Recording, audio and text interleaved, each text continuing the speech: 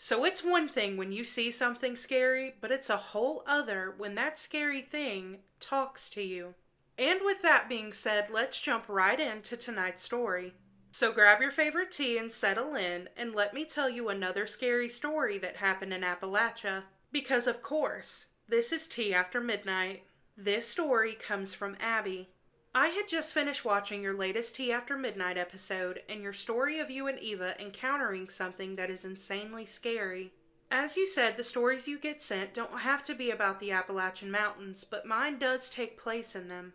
I'm Abbie, but I'm not going to expose my friend's name in this story for their personal privacy, but I'd love if you shared this story.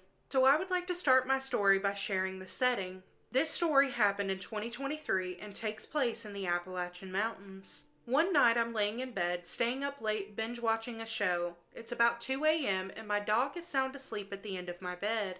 My lights are off and I'm on my phone watching the show when I hear someone whisper my name, Abbie, with a faint small scratch following off the outside of my door onto the hallway walls. As dumb as I can be, I respond going, Mom, or Bella, my sister, but that isn't her real name. I open my door to see everyone is asleep and no one is in the hallway. I get intense chills but later brush it off. I decided to go to sleep, but I can't shake the feeling that I'm being watched. And mind you, my bed is beside the only window in my room, which is very large, and I didn't have good curtains at the time.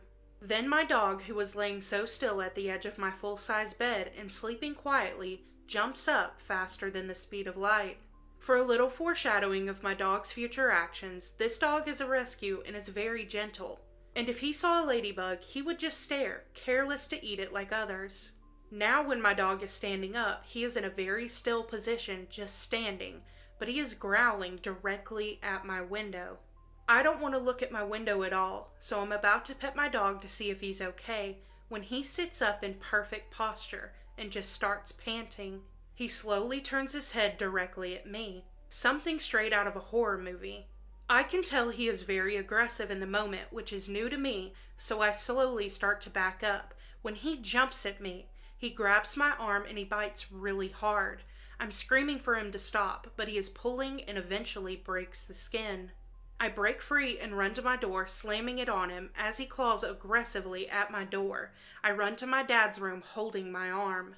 I wake my dad up and show him my arm, and he runs downstairs fast. He goes outside to look at my window and sees no one. Then he walks to my room to open my door. He sees my bed made and my dog sleeping peacefully at the edge of my bed. No scratch marks on my door, and I know